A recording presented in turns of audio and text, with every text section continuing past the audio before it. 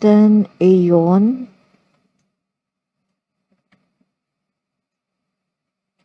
The forgotten gods of the Gnostic cosmos, the lost eons.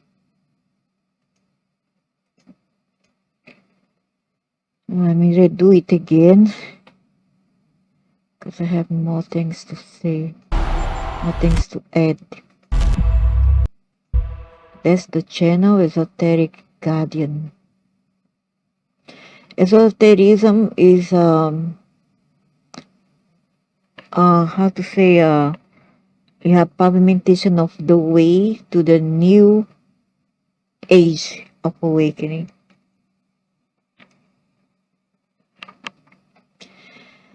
The light you seek is not outside of you, but deep within. Awakening begins when you choose to look inward. Welcome. Yeah, correct.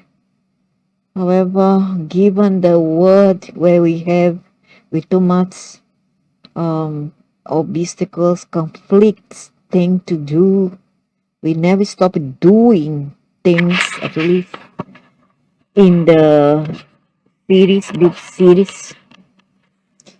So we kind of get immersed in the drama, daily drama. And well, sometimes we go within, but it's not impossible to do this feat. So welcome to Esoteric Guardian, which is the channel. Today we'll delve into one of the most enigmatic topics of ancient esotericism, the forgotten eons of Gnosticism, abstract and divine entities that once formed the core of the cosmology, seeking to decipher the mysteries of existence. Seeking to decipher the mysteries of existence. Throughout this analysis, we'll explore how these divine principles emerged from the human mind. The human mind. The human mind. They were the one who created also all those archetypes, all those semi-gods. Mind. Emerge from the human mind, how their stories intertwine with the universal mythologies and philosophies, and what they mean for those seeking a deeper connection with the transcendent. I invite you to stay until the end, because what we discover together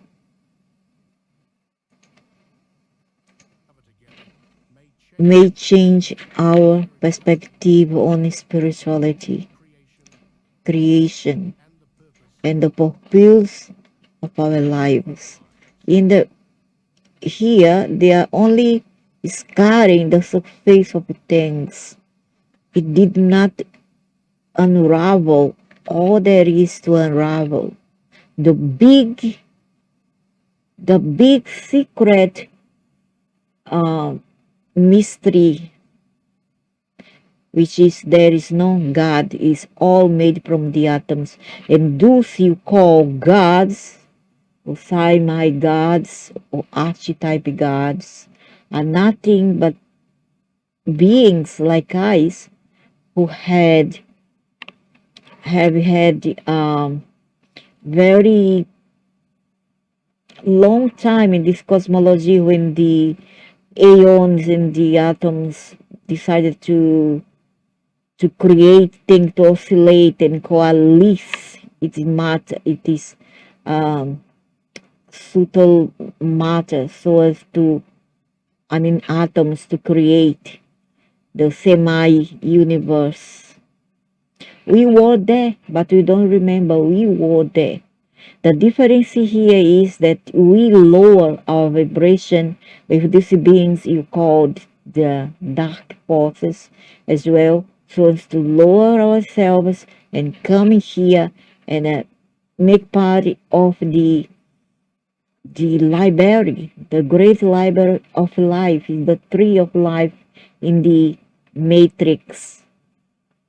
Okay, but we were there once with them, with those who are higher in the pedestal, higher in the ladder of ascension as well. So, in the purpose of our lives, In this class, we're going to talk about the origin of Gnosticism and the concept of the eons. Eons are atoms, dude. Eons are atoms. Those you're talking about are aliens, and each eons create different species, different things, depending of the kind of vibration as how it oscillates. Depending on its oscillation, it will give a different kind of pattern, of appearance, etc. And that goes also for our race, our species of humans with subgroups of races. Okay, it depends of the ion. If it goes very lower, it gives rise to one kind of appearance or features. It goes very high, it gives rise to another type, and so on and so forth. Gnosticism emerged. Blah, blah, blah, blah, blah, blah. A time of great cultural and intellectual exchange. I'm not interested in all this. A religious and philosophical movement I never like religions. of Judaism, early Christianity, Neoplatonism, and the mystery religions of the East. Its primary focus was not blind faith, but knowledge, or gnosis, which enabled individuals to discover Their true spiritual nature. Yeah, but you still are scarring the superficie of truth. at the heart of this At the heart of this cosmology are the eons. Eons are molecules. Eons are atoms and subparticles. Divine entities. Those you're talking about are energy beings made from these eons, which we made part of once until they made a plan, and then we fell, we plunged down to this abyss here that represents attributes of the Supreme God. There's no God, dude. So sorry. There's no God. There's a prime creator, but he too is a creature made from the atoms as much as we do. Right? There's maybe a general, whatever, manager, but it is a being made from the eons as much as we do and everything else does.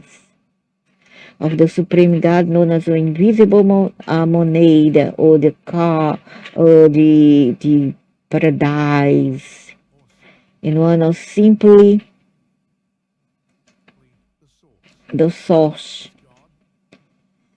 The source is the atoms per se. This God in His perfection and purity cannot be comprehended by the human mind. Oh well, not by the human mind, but it does by our only true nature, which our own original selves, nor directly interact with the material world, but in the act of creation, not through will, but through emanation, these divine principles, not by will, because he's not even caring, but through emanations. What is emanations? When the astral world, when the atoms, when the cosmos decided to dancing in one. And once it dances and oscillates, it kind of renew itself anew. People may say, yeah, but need to have a definition. Really? It doesn't have to have a definition, but it creates definition when necessary. It only has to have consciousness because everything is consciousness, everything there is. And for that the cosmos exists. Through imagination, discipline principle generated, each aeon is a manifestation of the essence of the Supreme. The Supreme here is the atoms. So each aeon, each particles of atoms create different things depending on the oscillation it gives. Okay? Depends on it speed. If it is too low, it will give rise to lower pattern of creation. If it is too high, it comes out, it gives out a different kind of pattern of creation, more subtle. Otherwise, it will be more denser, or the essence of the Supreme God. And together they form the pleroma, or the heaven, a Greek term meaning fullness sea. Heaven is not a physical place, but a state of existence, where everything exists in perfect harmony. It is a realm of light and perfection. And I still believe this is made of binary. It's like a digital word. The aeons operate as dynamic forces, define the aspects of divine reality: love, truth, wisdom, grace, and more. I wish also it were here. Oh man, I'm so tired today, sorry. It's already midnight and I'm so tired. I have a very tiring day today. So reality, love, truth, wisdom, grace, and more. The eons are not anthropomorphic.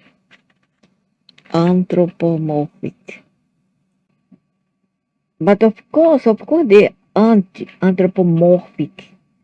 They're not humanoids. They are pure torch of light. Okay, they are light energies. They are not humanoids. But now people have created them at their own image, not the contrary. They didn't, oh, God created man at their image. No, lies. Is a delirium, fantasia. It was the opposite. You people have created your gods through your own images. Not these beings, for these beings are pure energy form. That's what we were and we will be upon death. Alright? Upon death. But you still, if you continue on creating for the mind, within 2 years upon your death, you're still gonna create with your mind and you're gonna see yourself as you were as a human. Anthropomorphic, which is humanoid. Okay? But they aren't. I have been told this for many years already. Okay? I have been told they aren't humans. Right? They aren't humans or even animals. But if they want to, they can, yes, they can shape-shift themselves. They can transform. They can mutate themselves at will. Alright? But your gods aren't end of death. Leave it to the matter. Leave it to the atoms to create all that. Alright? Leave it to the matter. Leave it to atoms. Don't worry about that. Let the universe, the multiverse, the multiverse will create for you. You don't need to worry. It's not even these beings. It's not even you, we. We can only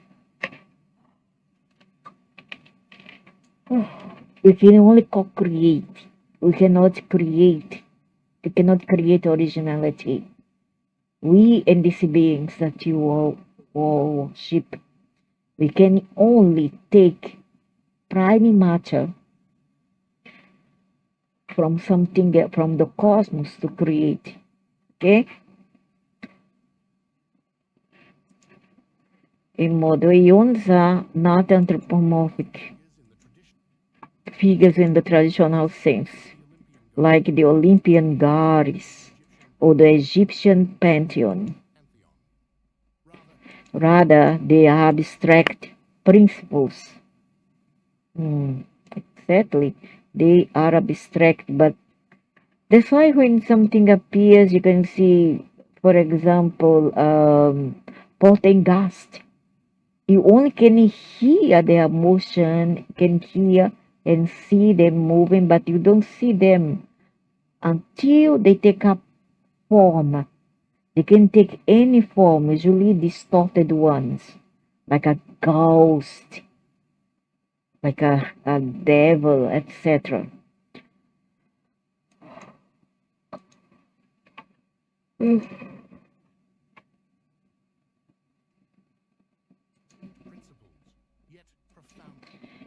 The abstract principle yet profoundly alive. Each eon had a specific function, and together they reflect the totality of the divine. Sophia and the fragments of the cosmos. That means Sophia here would be what? This is a metaphor, an allegory. It's just a metaphor for the fall of man and a fall of the eons and the creation of this world, this matrix. Okay? And the cosmos, or the fragmentation of the cosmos, is when the eons divide itself and form many splendid things. When these eons decide to divide themselves, they go on a rampage and then they start to create. It doesn't care what it creates. And because this being who felt themselves alive in theory alone decided that they wanted to become matter, right? They want to become matter to see what it was possible, able to become or do, besides what it knew about itself in the theoric sense. So it calls itself to lower its vibration and come down as a female, but it's not quite a female because those are neutral beings. They are no human. They are no male, female. They are androgynous. And don't ask me whether they are good or bad. I don't know. Sophia and the fragmentation of the cosmos. Among the eons, Sophia stands out. Her name meaning wisdom. Sophia's story is at the core of Gnostic narratives, symbolizing both the grandeur and fragility of the spiritual cosmos. According to Gnostic texts, Sophia, driven by a desire to understand and reach the invisible monad, acts outside the established order of the pleroma. Her actions create an imbalance, and from her era emerges Yaldabaoth, the demiurge. It was not a female. I don't see it as a female. It was just a being. I mean, an energy being who decided to become more uh, solid between parentheses, because it's still, for our eyes, is still invisible. Okay, but it's a dragon, if a lion head, a drake, snake, and it's kind of oscillating like a serpent entwined together. I ever had this vision. I was awake. I was not sleeping. I was awake and I went into this kind of a vision of lucid vision, whereby I was there on the void. I was not nothing, and I saw um how it all created. I saw how it intertwined together and oscillate and coalesced. They coalesced together, and then they make a cosmic dance. And from there on, if a sound, it creates matter as we see it. I have been there, and it's not good for the body. Okay, you wake up very out of yourself. It's like you lose your strength, and it's very,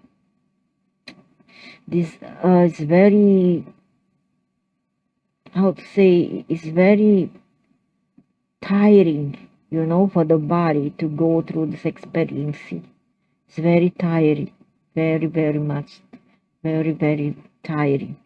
And you wake up like you are out of energy, and you take long to come back to senses. Okay, and I don't take anything. I don't do drugs or take cough a lot. Maybe I drink last time. At that time, I didn't take even cough. My drugs was melon, mango, banana. That's all what I took. So I had this kind of experience at about 4 to 5 a.m. in the morning. And I was awake. By then I was awake already. Uh, whereby I saw how it started to coalesce, to dance together. I saw, in a vertical direction, vertical side. It's coalescing and dancing and intertwined together. And this. I'm talking about this universe. I'm not talking about the others. The 13 eons, 13 um, dimensions above. I'm not talking about this one. I'm talking about the one below.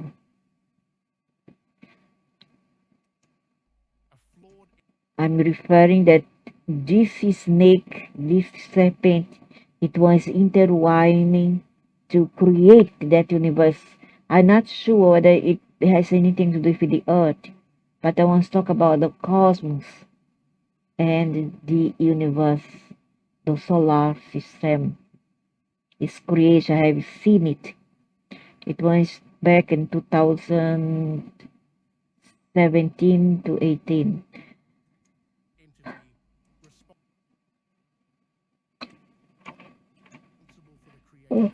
A fluid entity responsible for the creation of the material world, Yaldabaoth. And this says so you should pay reverence to it. Since is the god of this world, so pay reverence to it. It's just common, ignorant of his origin, and filled with arrogancy proclaims, I am the only God. Yeah, there's a religion who say there is no God but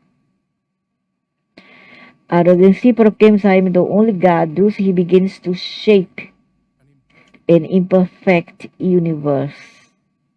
He look cute here. Is it him? Looks so cute. The teeth. The tooth looks so cute. And imperfect.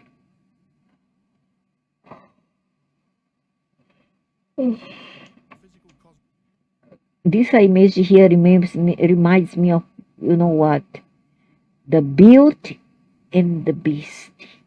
Represents the good and feminine energy from the 13 dimensions above, and the beast from below, from the abyss, a physical cosmos,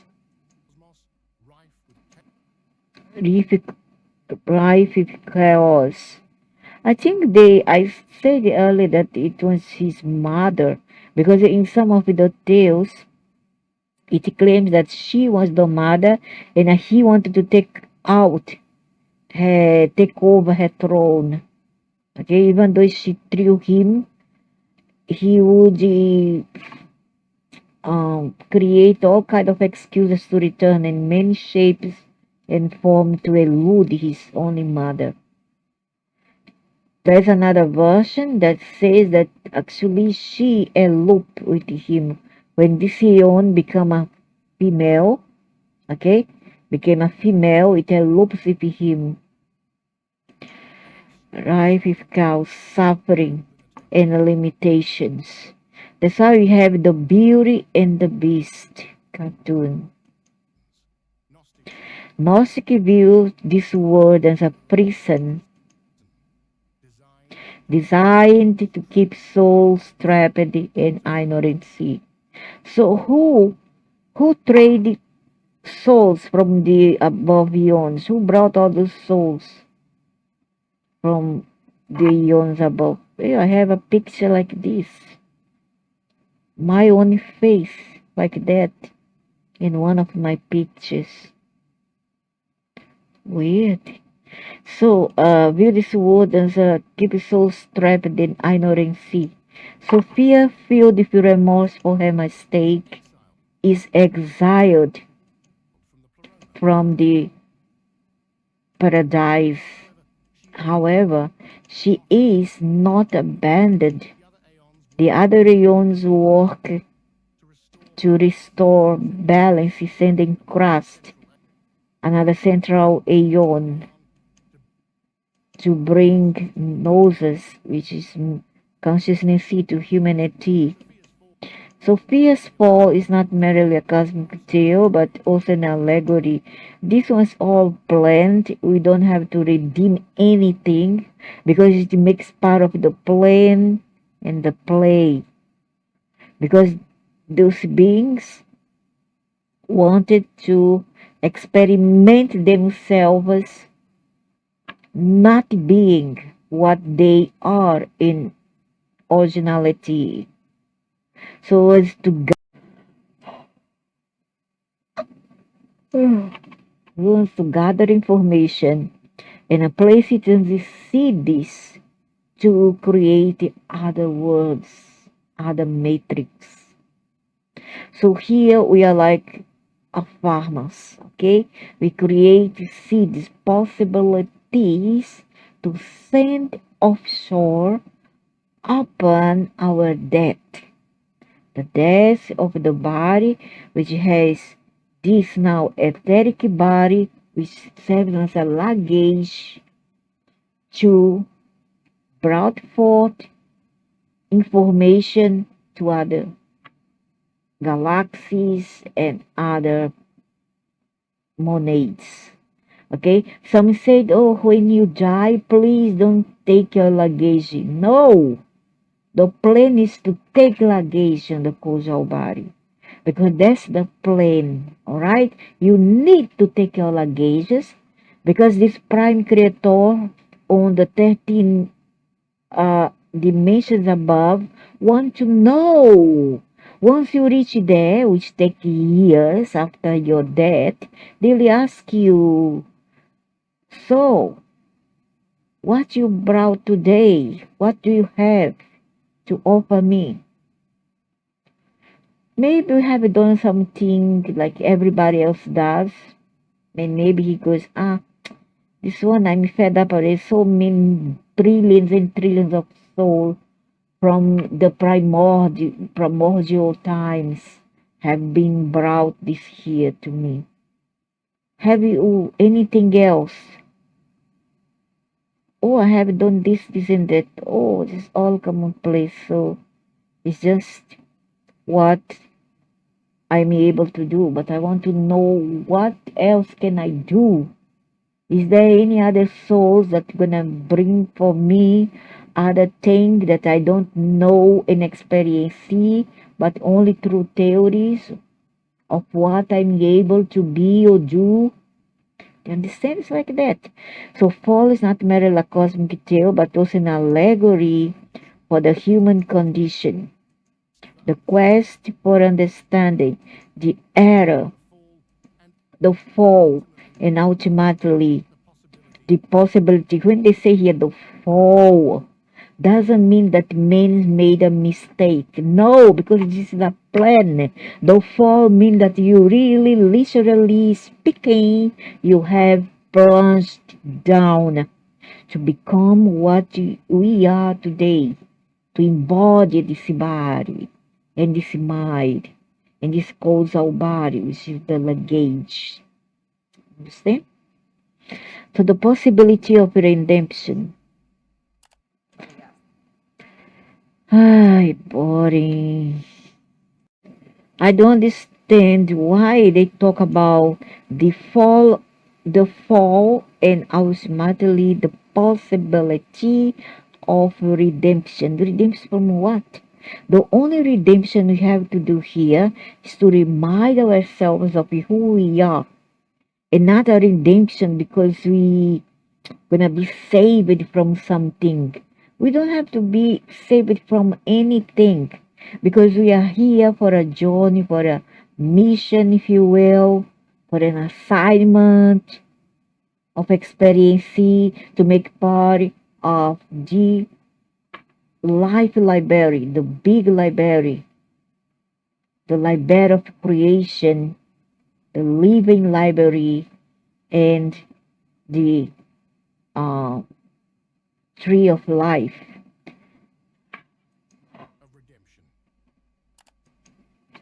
The eon is the forgotten of the pleroma. I don't think it is forgotten. It's there in the religion. How come it be forgot? Doesn't make any sense. I think back then they didn't know. In the realm of noses, he is the eons who has become the arcontes. Okay, now they are. It's just like, you know what, theater. Okay, now it's like, okay, carnival. Let's say carnival, whatever. I'm wearing a mask of a monster. Now I have become a monster. Also Halloween. I have become a Halloween. I have become a monster. Okay, then I wear that mask. I have become a witch. All this is a play. So is this archons here.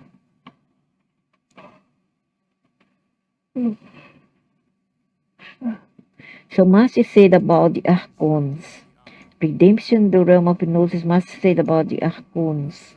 Those dark forces that governs the material world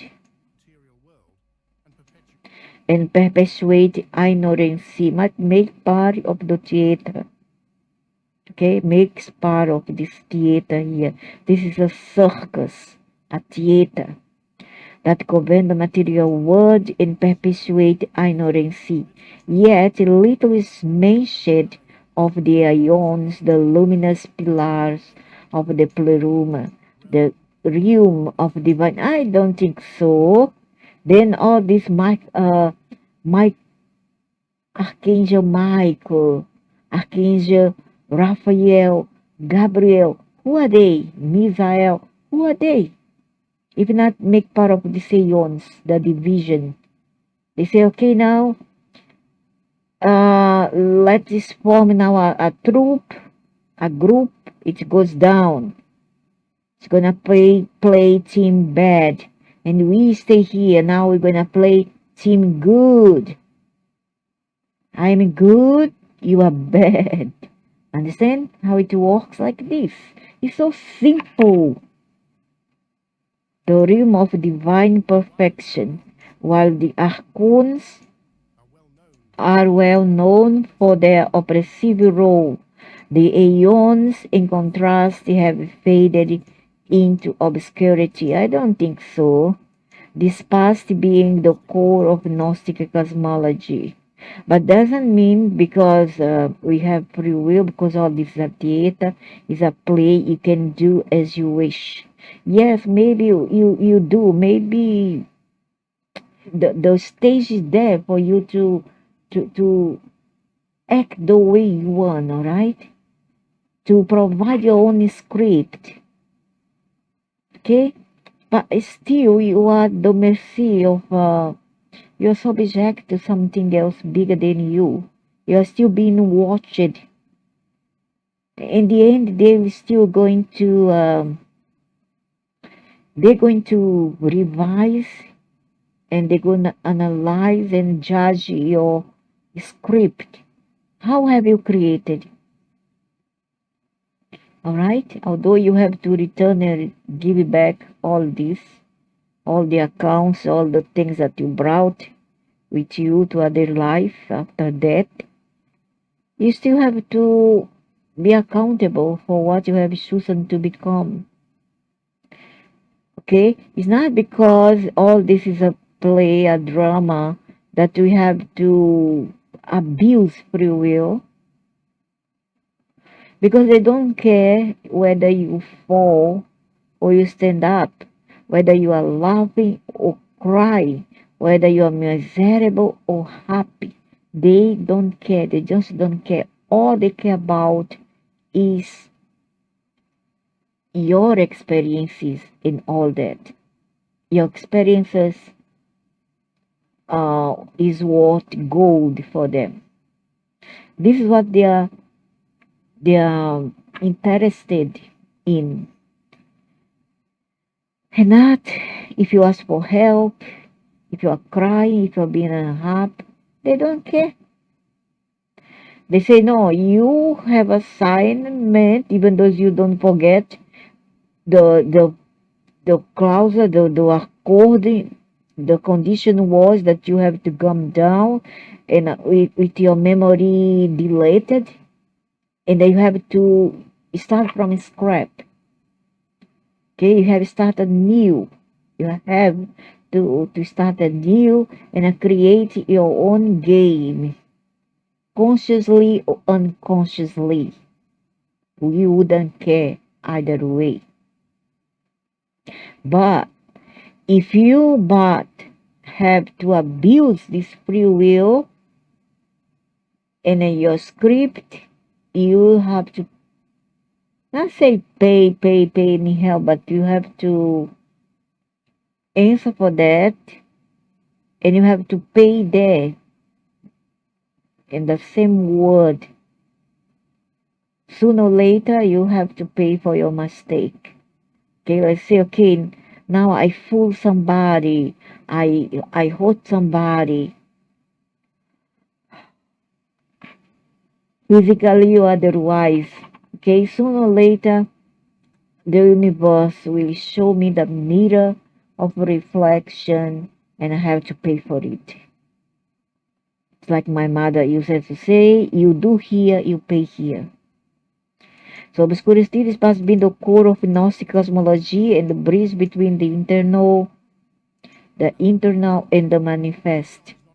The aeons not only represented the structure of the paradise, but also embody the principles that uphold spiritual order and guide souls toward redemption.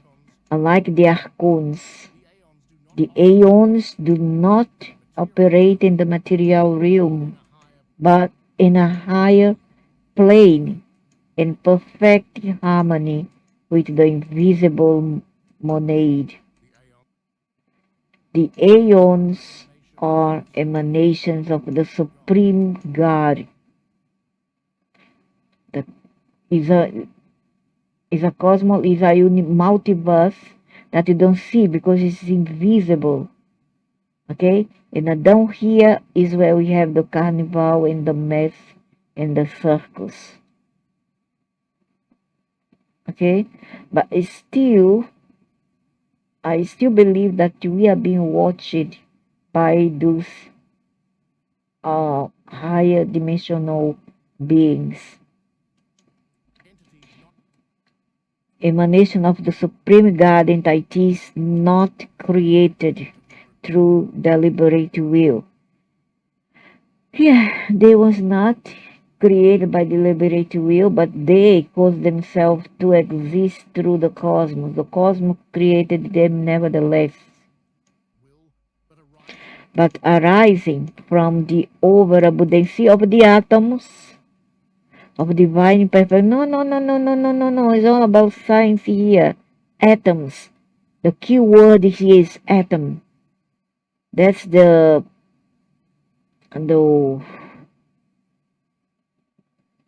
square root. Divine perfection. This process of emanation reflects the fullness and harmony of the pleroma of the paradise, where each aeon represents an aspect of the divine being. Pythos, known as the depth, is the fourth aeon. The depth is the abysm. Pythos depth is the fourth aeon and the most abstract principle. Pythos symbolizes the finitude of the invisible monad, the pure potentiality of the divine without limits or defined form. From Pythos emerges Barbella, the first active emanation embodying receptivity and wisdom. Barbella is regarded as universal mother, the vessel of divine intentions and matrix, the Virgin Mary, of the matrix of all things. She initiates duality within the pleroma, establishing a model of complement forces that repeats in subsequent emanations. As the divine hierarchy unfolds, nous Almighty, consciousness Almighty takes a central role, introducing the capacity for self-awareness within the pleroma. The act of divine contemplation, the moment when the invisible monad becomes conscious of itself. The self-understanding gives rise to logos, the word which organizes the abstract of thought of no into concepts, thought of gnosis into concepts, and establish cosmic order. Logos serves as a bridge between the abstract and the manifest. I guess here's the planets, okay? It might be the aliens.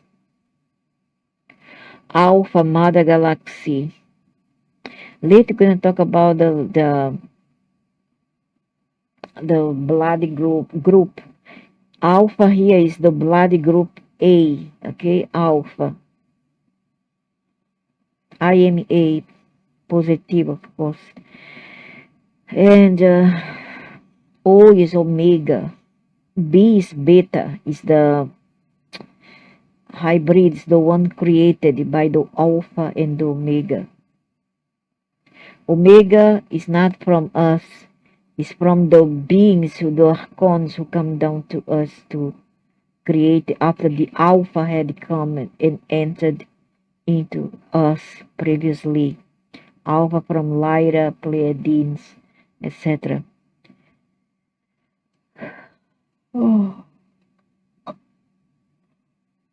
Oh man, I'm super tired today. So Omega is the father galaxy. Okay, the father galaxy. Huh? It could be as well Sirius. Sirius, huh? Sirius. Huh? Later we're going to talk about it. And Alpha is Lyra. Pleiades is the group A. Blood group A. Which me and my mother and my children belong. In fact, I married a Asian man. He's O, O, and then we had 4 children. Only one, the first one, a girl, was O. The rest all A alpha. You see how potent is this alpha? Because it has been here previously, long billions and billions of years ago on Earth. And then my son, I have 2 boys and 1 girl is A blood group. So they married. My son married a B lady B, and they had 4 children. Only one, the youngster, was B, took after the mother. The rest all alpha like the father. See how potent is this blood. So now we have a comparison with A and B blood group, and the A wins. When the A again combines with O, the A wins. And then they want to, put down bloody A. They say that the bloody A is the weakest. It's the most that die, the most that have. No, it's not true. Don't buy that. It's not true.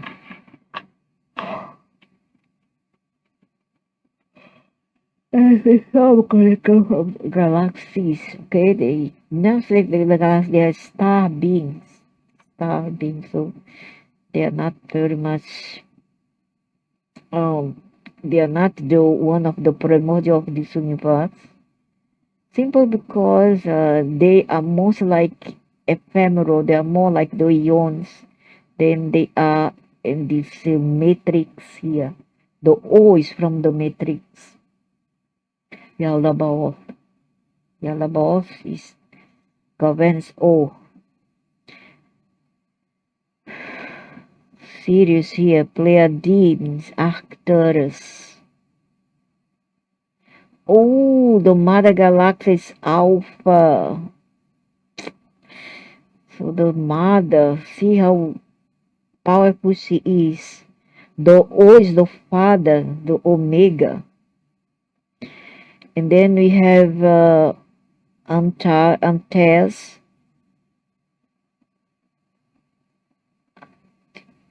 Anyway, after that we're going to talk about blood here. Okay, later going to talk about it. The force that allows divine wisdom The force that allows divine wisdom take shape and communicate its essence.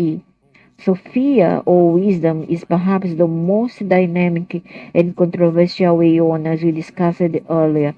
She represents the quest for knowledge and the struggle to comprehend the divine, but also symbolizes the dangers of transgression and imbalance in her attempt to attain absolute knowledge.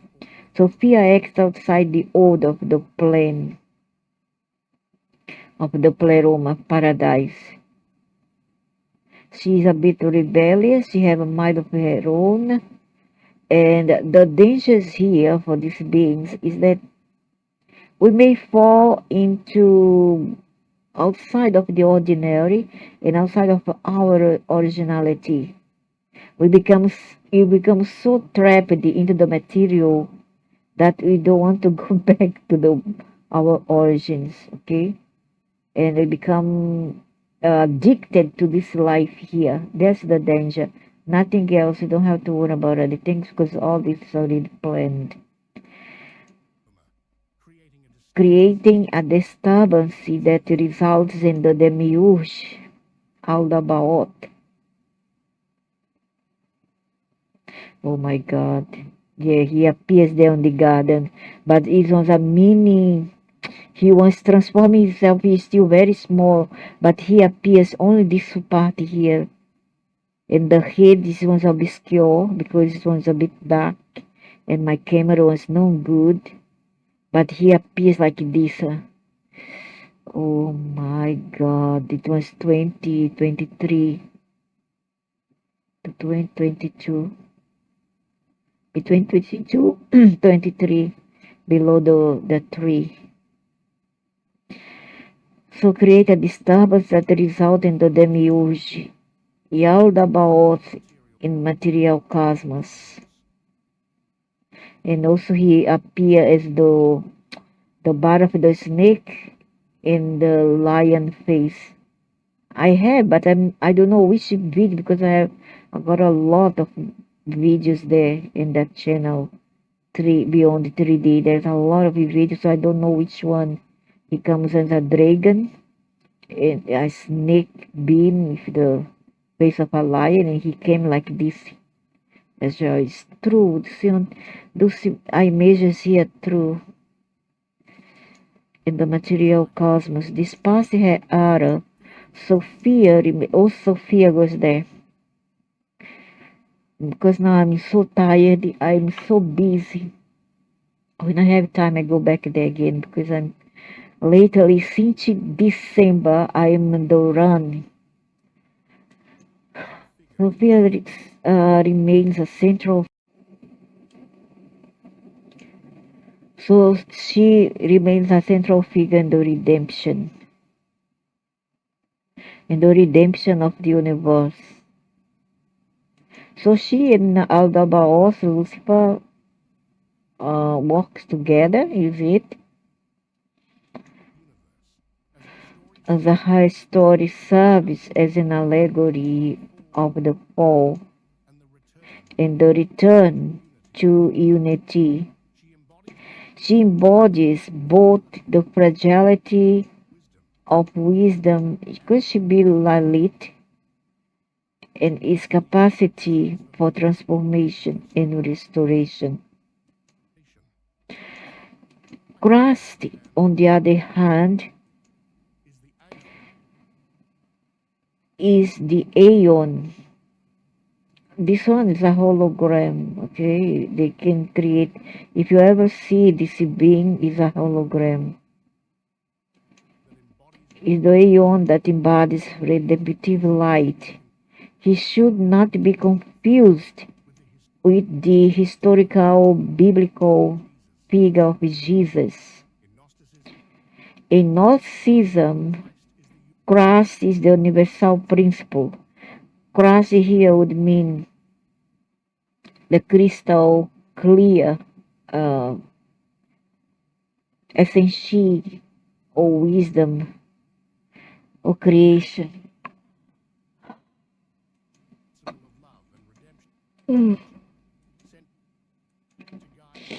Of love and redemption, sent to guide the human souls back to the pleroma, while Sophia represents the search and the error. Christ symbolizes the solution and the path to fullness. I don't know. I really don't know. I think all these are really planned. They are the two faces of one single coin. His role is to awaken the divine spark within each individual, reminding us of our true nature and origin. Beyond this principle, the pleroma includes a variety of lesser forces operating in complementary pairs. These pairs such as truth and grace, life and wisdom, love and wisdom, of prophecy and knowledge, ensure the cohesion of the paradise, and reflect the complexity of the Gnostic system.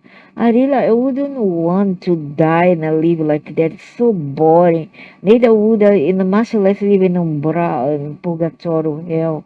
Man, I'd rather stay down the universe there. If the stars, contemplate the star alone and the void.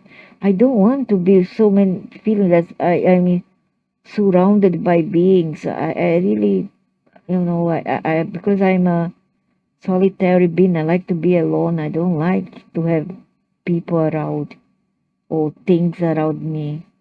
Unless it's animal, then okay, plants and animals, the rest I don't like.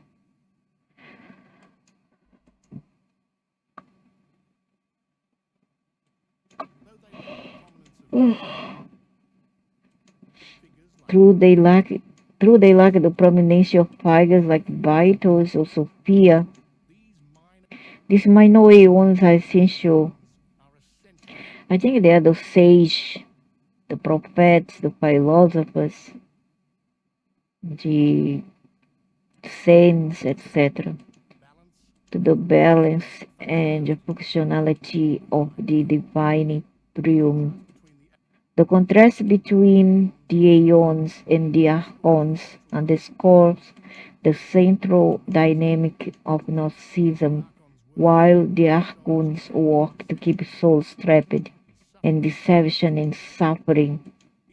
The eons represent truth, light, and fullness.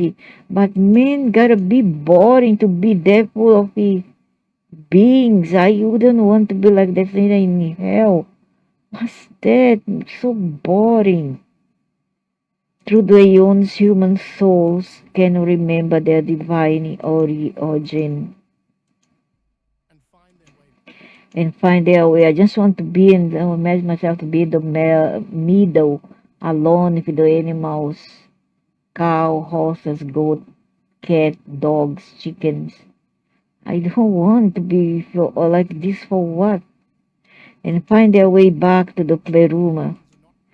But the cosmic principles, merely beyond not merely cosmic principle, they also have a psychological and spiritual dimension. They represent eternal archetype. Oh no no no, I wouldn't want. That reflect my own struggles to balance mind, wisdom. No no no no no no no no no no no no no. Leave me alone. The right time. Please leave me alone. I want to be alone. I don't like team. I don't like group. I don't like gang. I like to be alone. Just this lonely star that's there on the center alone, just watching and observing around. That's me. That's how I like to be. I don't like to be in presence of nobody. At home, I like always to lock the door and stay inside. Yeah, call me anti-social because I am. I can't take beings and people making me tired. Take out my energy. I cannot stand. And balance mind, wisdom, and intuition logos, for instance, symbolizes our ability to bring order to chaos and find meaning. That's why to avoid chaos, leave alone, leave alone. Stop this conglomeration, this whole nonsense of grouping and hive mind. Oh my God, how much I hate men. Please, don't call me for parties, don't call me for carnival, don't call me for wedding, don't call me for funeral, don't call me for nothing because I don't like it. I like to be alone. I don't know why. Since young. Maybe because autism. I don't know. While what Sophia embodies the human drive to seek knowledge, even when that search may lead to error. Better to make error and search than don't search at all.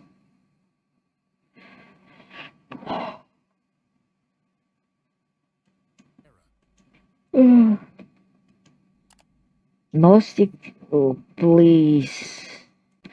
Gnostic knowledge symbolizes our ability to bring order to chaos and find meaning, while Sophia embodies the human drive to seek knowledge, even when that search may lead to error. Gnostic knowledge in the modern era. The dichotomy between the eons and the arcontes, including classical Gnosticism, resonates profoundly in the modern world, such as alienation, where challenge such as alienation, control, and the search for purpose are more relevant than ever. The eons, as force of enlightenment and fullness, symbolize the transcendent aspects of human nature, striving for spiritual connection and inner balance.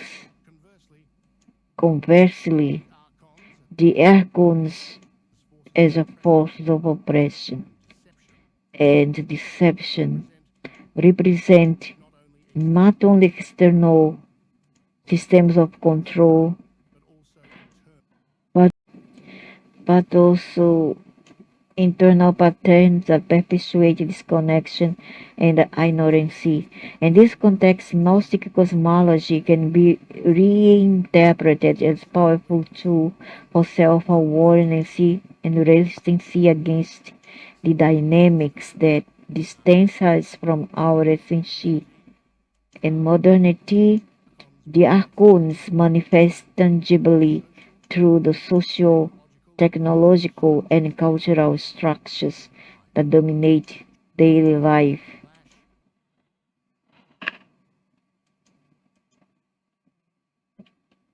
So it represents all this.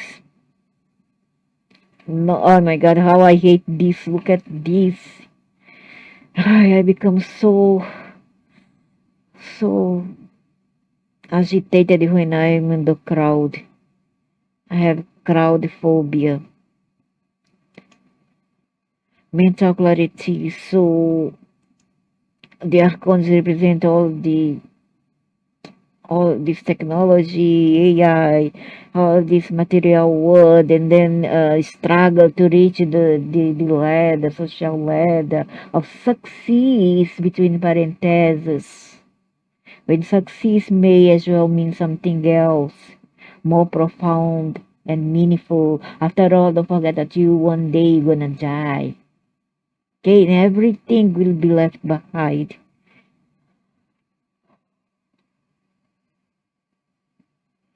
The collective unconscious identified archetypes that they function as internal guides. In this sense, the eons can symbolize fundamental values such as wisdom, Sophia, mental clarity, nous. In modern era, these principles find practical application in movements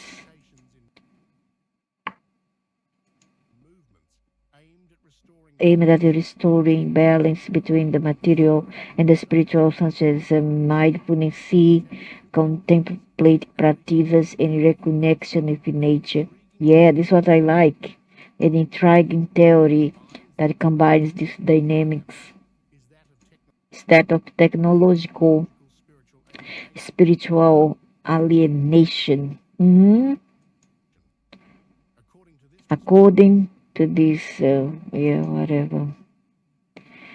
Anyway, these people, they are glued and addicted to the phone because they want to, unless they want to do something that is important, search for something, do some, how to say, some systematic thing, conventional stuff there on the phone. Because nowadays everything is phone. Want to renew passport, phone, online. Want to do some document online. Everything is online. So troublesome. That exploits human needs. I rather go there physically and do for validation and belonging, while alienating individuals from their inner sense of purpose. Anyway, I'm alienated already. The Ion 7 remind us the true connection is internal.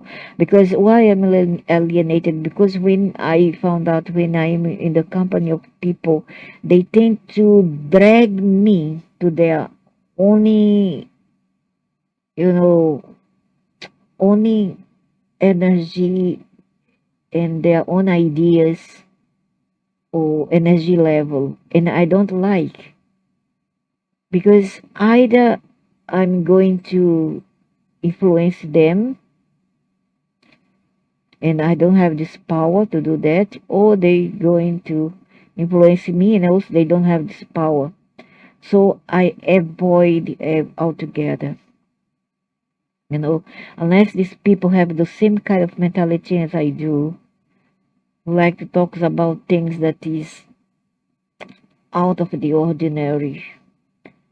I don't like to talk about ordinary stuff. Unless I want to criticize something that is wrong, then I go there and criticize. Otherwise, I don't bother about this modern stuff. The true connection is internal, not external, and that purpose is not found in social validation, but through introspection. Yeah, exactly what I do. And self-knowledge, yeah. The conflict between ions and arcontes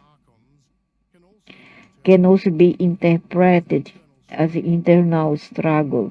The archons are always together. They live, walk, and walk in group. I see them always where I go. They're always in group. I see taking video, spirit box, and taking video, and they show up as an internal struggle within the human mind. While the archons cultivate fear, anxiety, and dependence, well, they don't try it with me. Don't try because you're not going to succeed.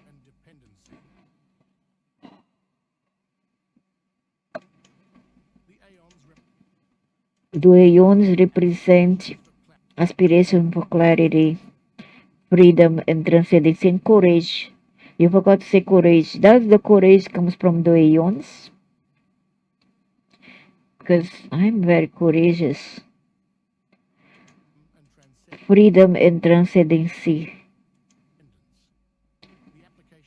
The application of Gnostic knowledge in the modern era is also evident in social sphere. When challenging traditional power structures, such as critical thought, currents in philosophy and sociology, often align with Aeon's dynamics.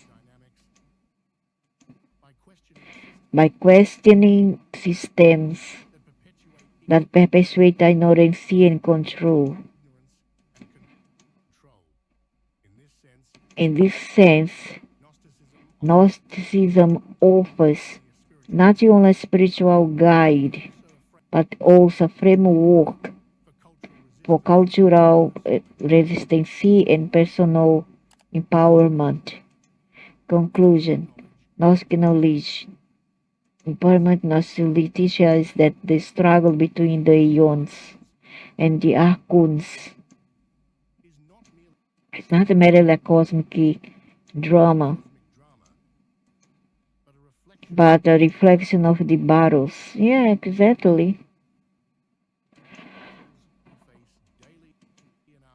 We face daily in our minds, hearts, and communities. We live in a world that constantly pushes us toward fear, fears. One idiot acting rude towards another. There on the street, or public transport, wherever, workplace, doesn't matter. And also, this is the what they promote, push us toward disconnection, superficial reality, and chaos. Yeah, exactly. So I avoid altogether this mad people, mad world,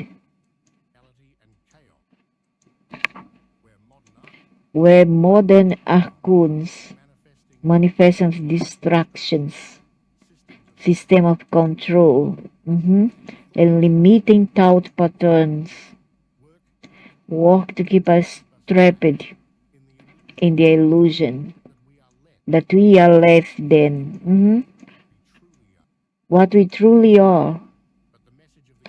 But the message of the icons, the ions is clear, the eons is clear and profoundly hopeful within us. We reside a spark of light,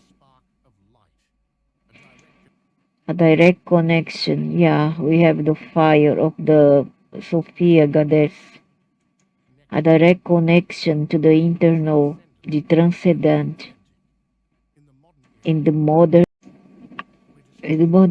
era where distractions,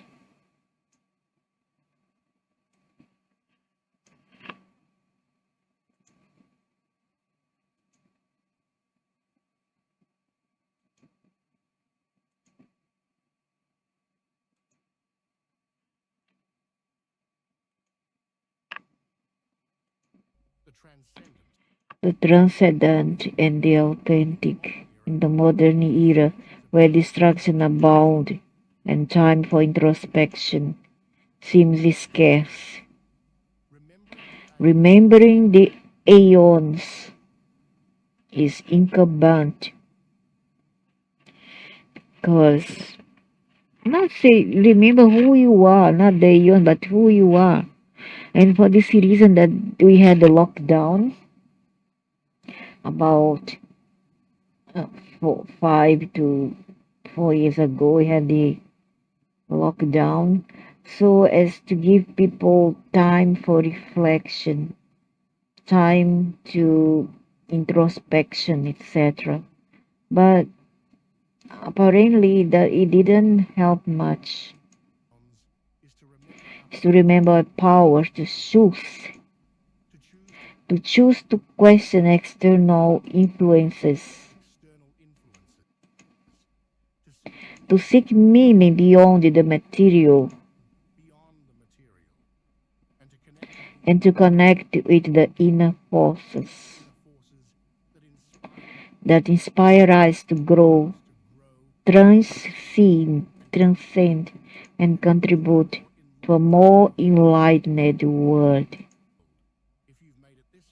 If you made this, if you made it, if you made it this far, you've already taken a step toward that connection.